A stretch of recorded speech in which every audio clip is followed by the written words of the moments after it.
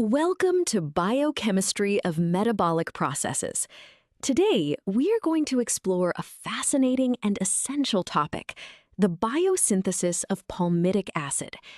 Imagine your body as a highly efficient factory that never wastes a single drop of excess energy. When you consume more carbohydrates than you need, your body does not just throw them away. Instead, it carefully packages them into long-term storage. In this video, we will build this process from the ground up, understanding not just the biology, but the beautiful mathematical precision behind how our cells create fat molecules. Let us dive in. To begin, let us imagine you are building a long, sturdy chain out of small, two-link metal pieces.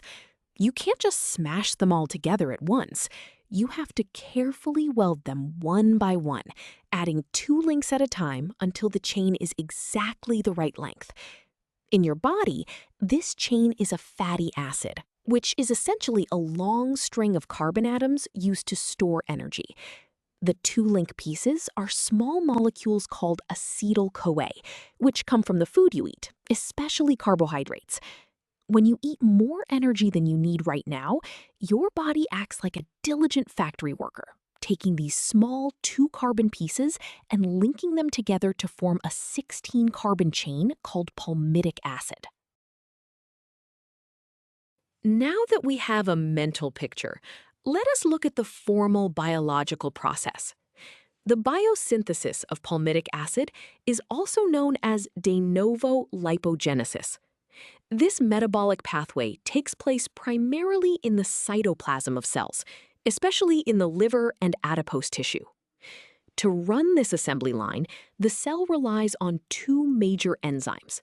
First, acetyl-CoA carboxylase prepares the building blocks.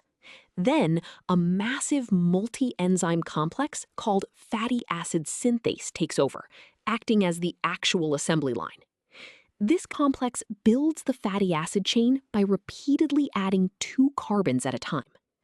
Ultimately, the process stops exactly at 16 carbons, releasing a molecule of palmitate, which serves as the foundational precursor for almost all other fatty acids in the human body. So, how exactly does fatty acid synthase add these 2-carbon units? It does so through a highly organized, repeating 4-step cycle. The steps are condensation, reduction, dehydration, and a second reduction. Because building complex molecules requires both energy and building blocks, this pathway is quite expensive for the cell. It consumes cellular energy in the form of ATP, and it requires reducing power in the form of NADPH. These NADPH molecules provide the essential hydrogen atoms needed to make the fat fully saturated, removing oxygen and adding hydrogen to create a highly energetic molecule. Let us visualize this 4-step cycle with a diagram. Here, you can see the continuous loop that the growing fatty acid chain undergoes. At the top, we start with condensation, where a new 2-carbon unit from malonyl-CoA is attached, releasing carbon dioxide. Moving clockwise, we hit the first reduction step, which consumes our first molecule of NADPH. Next, at the bottom is dehydration, which releases a molecule of water. Finally, on the left, the second reduction step consumes another NADPH molecule, fully saturating that section of the carbon chain. The cycle then repeats, growing the chain by 2 carbons each time until it reaches 16 carbons. Having seen the cycle, you might wonder why this specific pathway matters so much to our survival. In the real world, our access to food is not always constant. Our ancestors faced long periods of famine and needed a way to store excess calories consumed during times of plenty. Palmitic acid is the ultimate biological savings account. It allows the body to convert excess carbohydrates into dense, lightweight fat molecules that can be stored indefinitely. Furthermore, Palmitic acid is a critical building block for phospholipids, which make up the protective membranes surrounding every single cell in your body. Without this pathway, your cells could not divide, repair their membranes, or store the energy required to keep your heart beating while you sleep. To truly understand the cost of building this molecule, we must look at the overall chemical stoichiometry. This formula represents the complete synthesis of palmitate from acetyl-CoA. Let us break down the symbols. The variable A represents acetyl-CoA, our 2-carbon starting material. We need 8 of these to build a 16-carbon chain. The 7 molecules of ATP represent the cellular energy spent to activate 7 of those acetyl-CoA molecules. The 14 molecules of NADPH represent the electron donors required to chemically reduce the growing carbon chain. On the right side, P is our final 16-carbon product, palmitate. The variable C represents the recycled coenzyme A carrier molecules. If the target carbon length increases, the required amounts of ATP and NADPH will increase proportionally. Now that we understand the overall reaction, let us look at how to calculate the exact number of cycles required for any even-chain fatty acid. The formula is N cycles equals C divided by 2 minus 1. Here, the variable N cycles represents the total number of elongation cycles the fatty acid synthase complex must perform. The variable C represents the total number of carbon atoms in the final fatty acid product. We divide C by 2 because each cycle adds exactly 2 carbons to the growing chain.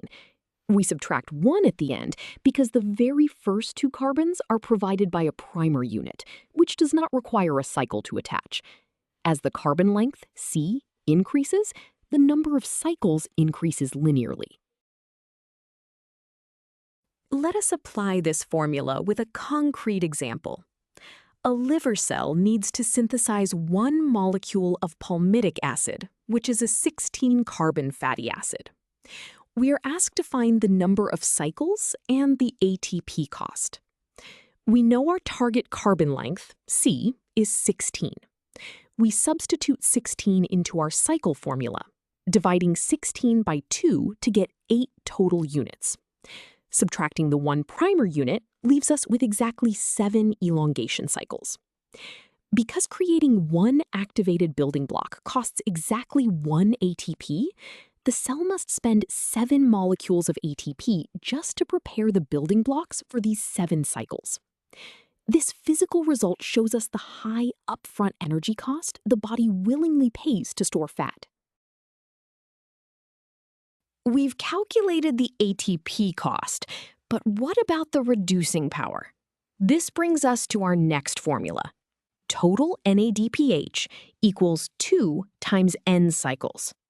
The variable total NADPH represents the total number of reducing molecules consumed during the entire synthesis. The number 2 is a constant, representing the fact that each individual elongation cycle requires exactly 2 reduction steps.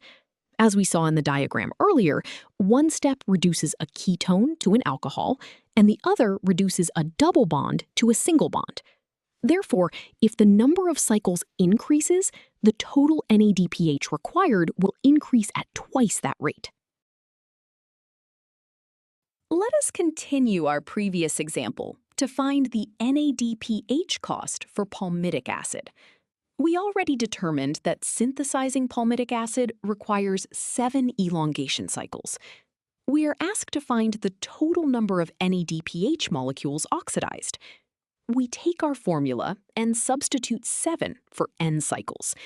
Multiplying 2 by 7 gives us 14.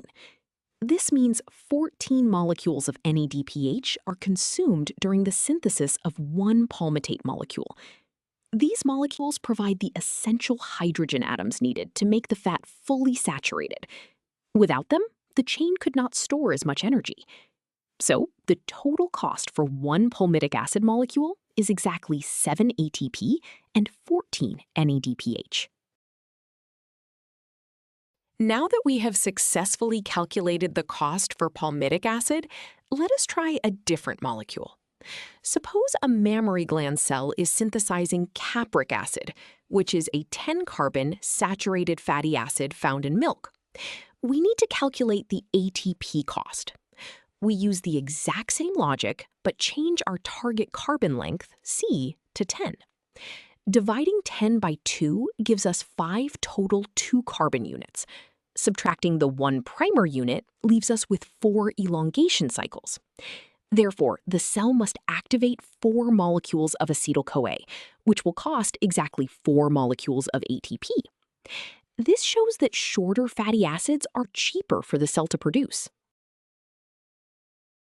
Finally, let us calculate the reducing power required for this 10-carbon capric acid.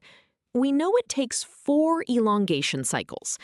Since each of the 4 cycles requires 2 reduction steps, we multiply the 4 cycles by 2. This gives us a total of 8.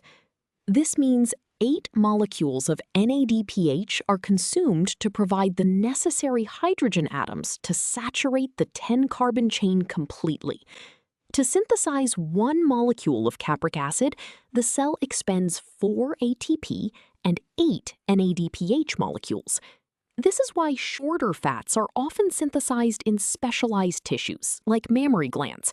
They provide quick, easily digestible energy for infants without depleting the mother's energy reserves too drastically.